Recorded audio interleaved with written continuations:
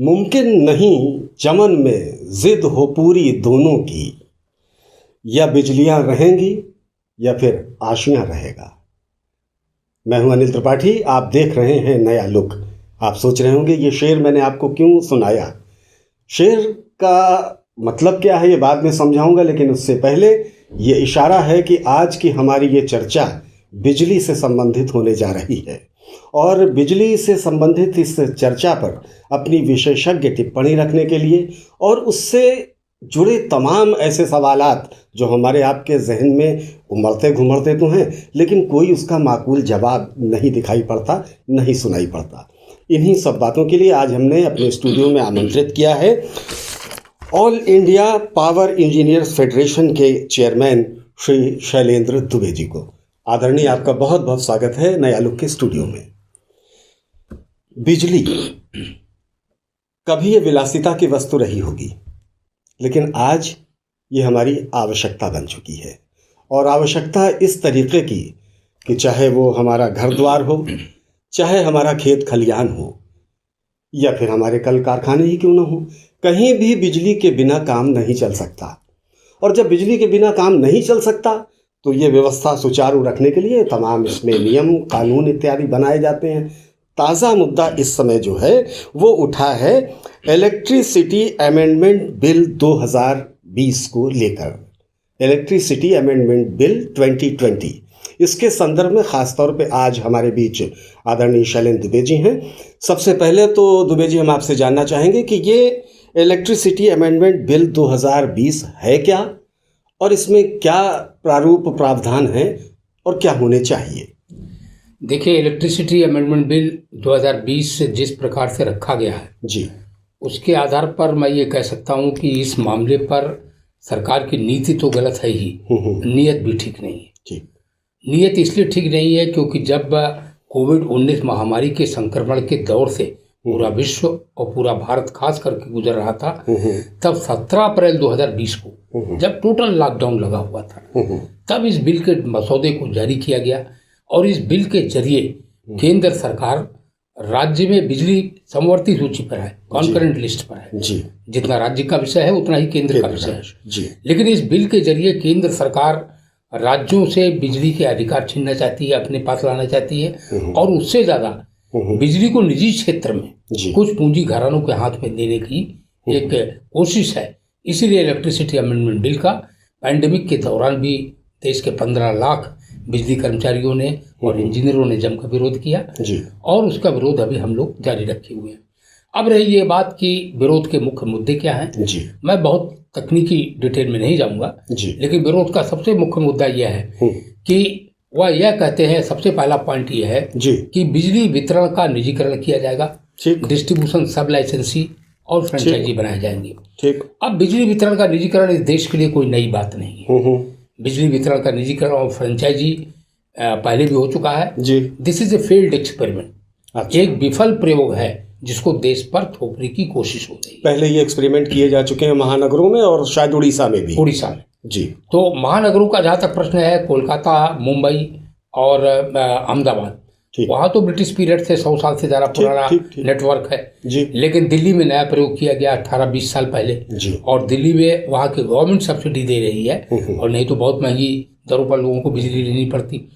उड़ीसा में जो एक्सपेरिमेंट किया गया, उड़ीसा में समग्रता में किया गया था। ये शायद, सर इंटरप्ट कर रहा हूँ, शायद ये पहली बार था कि शहरी क्षेत्र से बाहर निकलकर बिल्कुल निजीकरण का मामला ग्रामीण क्षेत्रों में गया, और उड़ीसा में यह औंधे मुँह गिरा, पूरी तरह से विफल हुआ पूरी तरह से। जब वहां पर सुपर साइक्लोन आया और सारा ढांचा बिजली का उखड़ गया जी, तो अमेरिका की एक कंपनी AES कंपनी, जो दुनिया की सबसे बड़ी कंपनी है निजी क्षेत्र की जी, उसने कहा सरकार इस ढांचे को बनाने के लिए पैसा दे, नहीं तो हम जा रहे हैं। अच्छा। और विश्व की सबसे बड़ी कंपनी भाग गई। अच्छा। रिलायंस कंपनी ने 15 साल तक काम किया, कोई इन्वेस्टमेंट वहां पर नहीं किया। अच्छा। और 15 साल के बाद जब एक मुकदमा हम लोगों ने किया, तब उड़ीसा के रेगुलेटरी कमीशन ने 28 फरवरी 2015 को रिलायंस के तीनों लाइसेंस निरस्त कर दिए। इनएफिशिएंसी, करप्ट प्रैक्टिसेस पूरी तरीके से विफल था। तो इसलिए मैं कह रहा हूँ इलेक्ट्रिसिटी अमेंडमेंट बिल के जरिए एक विफल प्रयोग को देश के ऊपर थोपने की कोशिश की जा रही है, जिसका आप विरोध कर रहे हैं, आपका फेडरेशन जिसका विरोध कर रहा है। हम विरोध कर रहे हैं। सर, आपने खुद ही बताया कि बिजली का मामला जो होता है, इस तरीके की चीज़ें, ये राज्य और केंद्र दोनों का विषय है। तो जब भी इस तरीके के कोई संशोधन का मामला होता है तो उसमें राज्यों की सहमति ली जाती है। उसका प्रारूप मसौदा जो है वो राज्यों को भेजा जाता है, उनकी सहमति के बाद ही वो संसद में पेश किया जाता है, जो परंपरा चली आ रही है।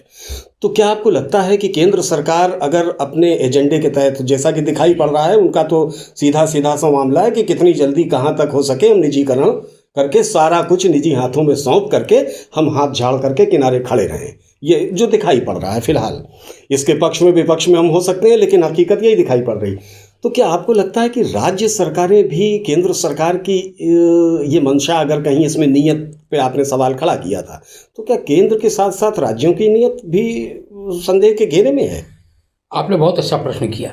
इस पैंडेमिक के दौरान ही जी, जो पूरे देश में हमारे 15 लाख बिजली कर्मी और इंजीनियर जी काम कर रहे हैं जी, उन तक हमने अपनी बात को पहुंचाया और उनसे हमने आग्रह किया कि अलग अलग राज्यों में जो सत्तारूढ़ दल हैं, जो विपक्षी दल हैं प्रमुख, उनसे मिले, उनको सारी बात समझाएं। उसका परिणाम ये रहा, देश के 12 राज्यों ने इसका विरोध किया।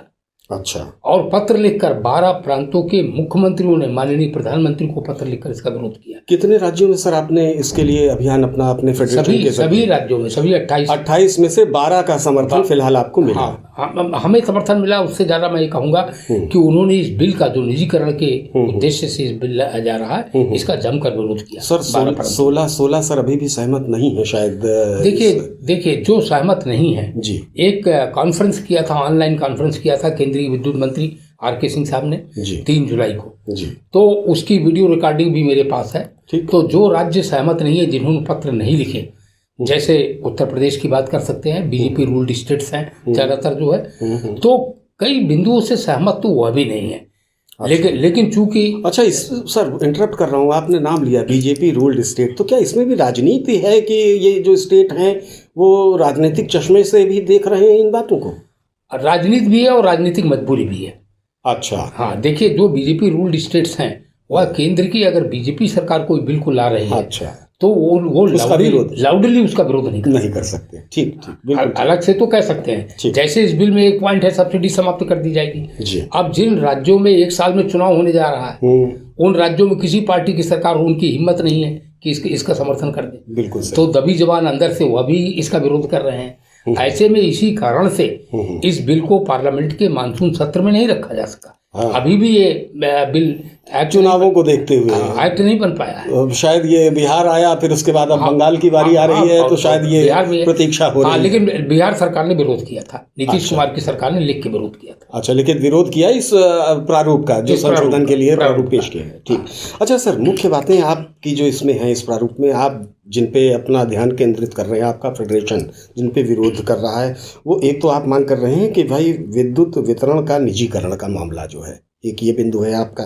दूसरा है बिजली के क्षेत्र में उपभोक्ताओं को मिलने वाली ये जितनी भी सब्सिडी हैं, उनको ये बंद करने का शायद प्रावधान किया जा रहा है, उस पर आपकी आपत्ति है। और तीसरा है कि सब्सिडी अगर दी जाए तो वो सरकार का कहना है कि अब वो टैरिफ आधारित सब्सिडी न रह जाए, बल्कि जो जैसा कि सभी महकमों में चल रहा है, डीबीटी की व्यवस्था जो ये केंद्र सरकार की है, डायरेक्ट बेनिफिट ट्रांसफ़र की, डायरेक्ट उपभोक्ता के खाते में आ जाए। तो सर ये 3 बिंदु, ऐसे मेरा ख्याल है डीबीटी वाला बिंदु जो है, इस पर क्या आपत्ति हो सकती है? देखिए, हमारी आपत्ति नहीं, इस पर ज़्यादा आपत्ति उपभोक्ताओं की है। ठीक। हमारा तो ये कहना है कि बिजली महकमे को, बिजली विभाग को उसकी लागत मिलनी चाहिए। ठीक है। सब्सिडी सरकार चाहे बिजली विभाग को दे, चाहे उपभोक्ता को दे। ठीक है। तो ज़्यादा इसमें उपभोक्ता को दिक्कत होने जा रही है, बिजली विभाग को क्या दिक्कत होने जा रही है। जैसे एक किसान की बात ले लें, 5 हार्स पावर का ट्यूबवेल अगर एक किसान 6 घंटे चलाता है, तो उसे 8 से 9 हज़ार रुपए बिजली का बिल पहले देना पड़ेगा। ठीक। सब्सिडी बाद में उसके खाते में आएगी। ठीक। वह बिजली के बिल का भुगतान नहीं कर पाएगा, तो बिजली कंपनी का यह दायित्व बनता है कि उसकी बिजली काट देगी। चूंकि निजीकरण की बात है, निजी कंपनियां होंगी तो वो तो कोई रियायत देंगी नहीं। वो रियायत देगी नहीं। तो ऐसे में झगड़े होंगे, और इन झगड़ों का शिकार, सबसे ज्यादा शिकार नीचे का कर्मचारी होगा, जो बिजली काटने जाएगा, जो कंज्यूमर के दरवाजे पर जाएगा। बिल्कुल सही। उसे मारपीट का सामना करना पड़ेगा, उसके साथ दुर्व्यवहार होगा, और कुल मिला के इससे किसी का हित नहीं होने वाला है। आपने जैसे कहा हर विभाग में सब्सिडी हो रही, डायरेक्ट बेनिफिट ट्रांसफर हर विभाग में, और बिजली में फर्क है। फर्क ये है कि बिजली का आदमी दिन रात उपभोग करता है, बिजली का बिल 8 से 9 हज़ार रुपये देना पड़ेगा, ठीक है, और बाकी किसी चीज की कीमत 8 से 9 हज़ार रुपये नहीं देनी पड़ती। एक सिलेंडर लेता है 750 रुपये का, महीने भर चल जाता है, ठीक। तो 750 रुपये और 8-9 हज़ार रुपये में बहुत फर्क है। बिल्कुल, यह भुगतान करना, तो इसलिए एक बड़ा प्रश्न है जो मैं आपके माध्यम से लोगों से कहना चाहता हूँ कि बिजली विलासिता की वस्तु जब नहीं है, बिजली जीवन जरूरत है, जीवन की आवश्यकता है, तो बिजली लोगों की उपभोक्ताओं की पे टू कैपेसिटी, उनकी भुगतान की क्षमता क्या है, उसके आधार पर दी जाएगी या बिजली मुनाफे के आधार पर दी जाएगी। यह सबसे बड़ा प्रश्न है जिस पर पूरे देश को विचार करना चाहिए। सर, आपने कहा कि इसमें सबसे ज़्यादा जो कह लीजिए दिक्कत में आने वाला है, अगर ये व्यवस्था लागू हो जाती है तो वो सबसे निचले पायदान पे आपके विभाग का जो कर्मचारी जो बिजली कनेक्शन काटने जाता है, वो अब बिजली कनेक्शन काटने जाता है, वहाँ से सवाल ये उठता है कि वो आपका संविदा कर्मी है, 8 से 10 हज़ार रुपये महीने की पगार पर इस बिजली विभाग में 50,000 से अधिक ऐसे युवा या प्रौढ़ हैं, कह लीजिए, जो 20-20 साल से संविदा पे कर रहे हैं, काम चलते चले आ रहे हैं, कहीं उनका कोई भविष्य दिखाई नहीं पड़ रहा है, उनके नियमितीकरण की दिशा में कोई भी प्रयास होता दिख नहीं रहा है। तो सर, आपका फेडरेशन है तो ये इंजीनियर्स का फेडरेशन, लेकिन आपके वो हाथ पांव हैं, ये संविदा कर्मी जो हैं, तो आपके फेडरेशन की तरफ से इन संविदा कर्मियों के नियमितीकरण के लिए क्या कुछ विशेष प्रयास किए जा रहे हैं? देखिए, आपने बहुत अच्छा प्रश्न उठाया है। मैं एक बात तो यह स्पष्ट कर दूं कि मैं पावर इंजीनियर्स के फेडरेशन का राष्ट्रीय अध्यक्ष जरूर हूं जी, लेकिन कर्मचारियों के साथ भी राष्ट्रीय स्तर पर भी और प्रदेश के स्तर पर भी एक कोऑर्डिनेशन कमेटी है।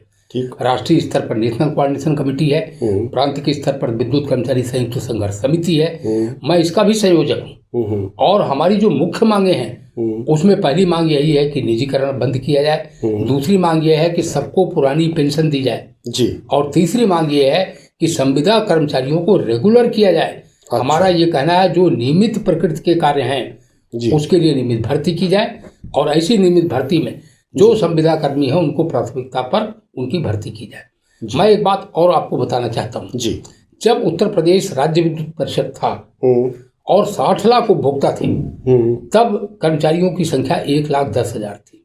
अच्छा। आज उत्तर प्रदेश में 2,86,00,000 उपभोक्ता हैं और कर्मचारी 40,000 से भी कम बचे। ताज्जुब की बात है। ये तथ्य जरा आप दर्शकों ध्यान दीजिए, ये बहुत महत्वपूर्ण बिंदु दुबे जी ने उठाया है कि जब हमारे प्रदेश की जनसंख्या थी मात्र उपभोक्ताओं की संख्या थी मात्र 60 लाख, उस समय कर्मचारी थे 1,10,000। आज उपभोक्ताओं की संख्या तो पहुंच गई है 3 करोड़ के आसपास, 2,84,86,000, 2 करोड़। और बजाय बढ़ने के उपभोक्ता के अनुपात में जो कर्मचारी हैं उनकी संख्या आधे से भी कम हो गई। ये तो तिलिस्म बड़ा अजीब सा है, बहुत अजीब सा। और जो आपने कहा 8-10 हज़ार रुपये मिलता है, यह भी सच नहीं है। उनको कॉन्ट्रैक्टर भुगतान करता है और 8-10। अच्छा सर, आज की तारीख में नियमित आपके विभाग में कितने कर्मचारी हैं? 40,000 से भी कम है। अब जरा समझने की बात है कि 40,000 से कम इस समय कर्मचारी हैं। आवश्यकता आप अनुपात खुद लगा सकते हैं क्या है, और 50,000 के आसपास सर, अगर मैं गलत नहीं हूं तो संविदा कर्मी। तो भाई कहाँ क्या दिक्कत है? आपकी जो आवश्यकता है वो तो 1.5 लाख के ऊपर कर्मचारियों की है आज की तारीख में। उन 50 को आप समायोजित कर देंगे तो भी तो आप 1 लाख के अंदर ही पहुंच रहे हैं, तो कहाँ दिक्कत है उनको? बिल्कुल समायोजित करना चाहिए। सरकार की इस नीति से हम लोग सहमत नहीं है, और पूरे देश के पैमाने पर 10 लाख संविदा कर्मी हैं बिजली के क्षेत्र में जो काम करते हैं, तो राष्ट्रीय स्तर पर। अरे सर, बड़ा दुखद पहलू होता है अक्सर जब खबर ये सुनाई पड़ती है कि लाइनमैन पोल से गिरा, वो जान गंवा बैठा, अब उसका घर द्वार बाल बच्चे वो कहाँ हैं, किसके सहारे? सर क्या नहीं, आपने बहुत महत्वपूर्ण बात कहा है, क्योंकि वह चूंकि कॉन्ट्रैक्ट का एम्प्लॉई है तो रेगुलर एम्प्लॉई को ऐसी दुर्घटना पर जो मिलना चाहिए कंपेंसेशन, वह भी उसको नहीं मिल रहा है। तो सर इस दिशा में तो कम से कम प्रयास होना चाहिए। हमने कहा हमारी 4 मुख्य मांगों में से है जी 4 मुख्य मांगों में से है। हाँ। और इन मांगों के लिए हम लोग यह भी योजना बना रहे हैं। यह भी मैं आपको बताता चलूं कि तेलंगाना की सरकार ने सभी संविदा कर्मियों को नियमित कर दिया। अच्छा, तेलंगाना ने 23,000 संविदा कर्मी थे, उसने सबको रेगुलराइज कर दिया बिजली विभाग के 23,000 कर्मचारियों को रेगुलराइज कर दिया। अच्छा कदम है। जो भी जिस भी सरकार का अच्छा कदम है उसकी सराहना की जानी चाहिए, जहां भी वो अच्छा हो रहा है। ये दिक्कत हमारी दर्शकों इस बात की हो गई है कि अजीब सा चलन चल निकला है।